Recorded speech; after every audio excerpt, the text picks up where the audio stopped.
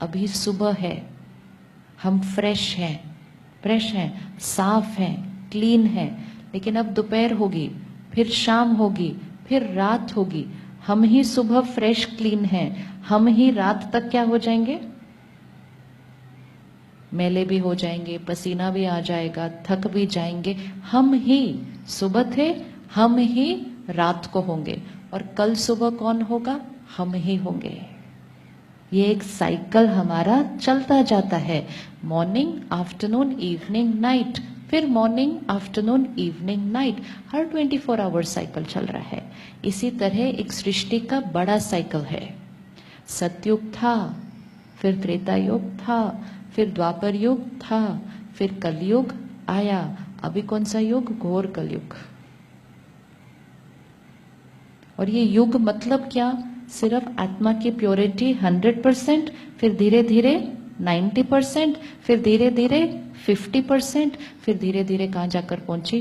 10%। जैसे हम अभी फिजिकली 100% चार्ज्ड, रात तक पहुंचते पहुंचते 10% पे पहुंचेंगे।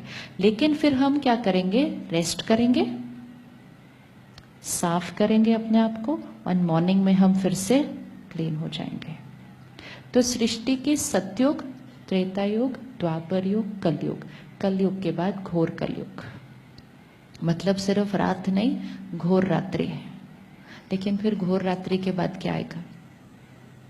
घोर रात्रि के बाद सुबह आनी है। ऐसे ही थोड़ी रात्रि चलती जाएगी सिर्फ। घोर रात्रि के बाद सुबह आनी ही आनी है। तो घोर कलयुग के बाद क्या आना है? सतयुग आना है। अब वो सतयुग आना है या हमें वो सतयुग लाना है? लाना है। आप पिछले 2 दिन से सतयुग ला रहे हैं। जब एक आत्मा इतना भी एफर्ट करे ना अपने अंदर चेंज लाने की, अगर आपने दिन में एक बार भी जो आप गुस्सा करते थे वो नहीं किया, आपने इस सृष्टि को कलयुग से सतयुग की तरफ लेकर आए। और अगर एक बार किया तो उस सृष्टि को किसकी तरफ लेकर गए? घोर कलयुग की तरफ। तो इस टाइम एक तरफ से बहुत बड़ी पॉपुलेशन होगी जो इस घोर कलयुग को, और एक छोटी सी पॉपुलेशन होगी जो इसी सृष्टि पर रहते हुए अपनी सोच को बदलेगी, अपने संस्कारों को बदलेगी, अपनी वाइब्रेशन को इतना हाई करेगी कि वो इधर रहते हुए ही कौन सी वाइब्रेशन पे पहुंच जाएगी? सतयुग की वाइब्रेशन पे पहुंचेगी। और जब एक फिक्स्ड नंबर ऑफ लोग वो सतयुग की वाइब्रेशन पर पहुंच जाएंगे तो ये सृष्टि सतयुग बन जाएगी। तो सिर्फ अपने को खुशी देने के लिए नहीं है, सृष्टि को शिफ्ट करने के लिए है। ये सारा जो दुख अशांति है इसको खत्म करने के लिए है।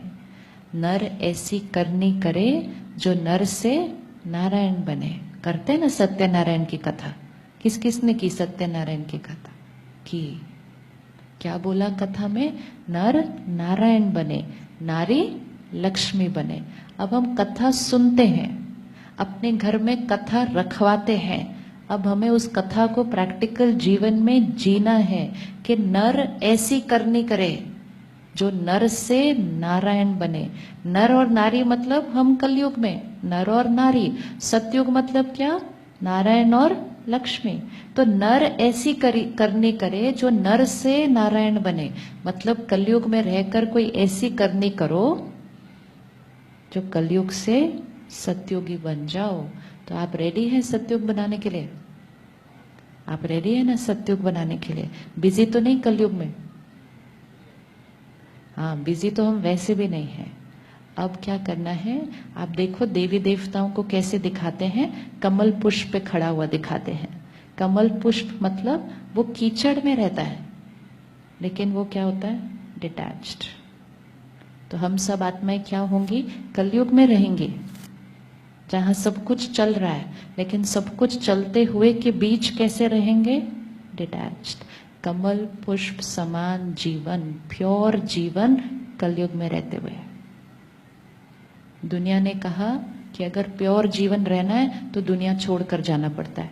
नहीं, दुनिया में रहना है, घर में रहना है, परिवार में रहना है और जैसे रह रहे थे उससे बहुत ज्यादा अच्छा रहना है, उसको और जोड़ कर रखना है और प्यार से परिवार को बनाना है, सब कुछ के बीच रहते हुए लेकिन कमल पुष्प के समान जीवन बनानी है।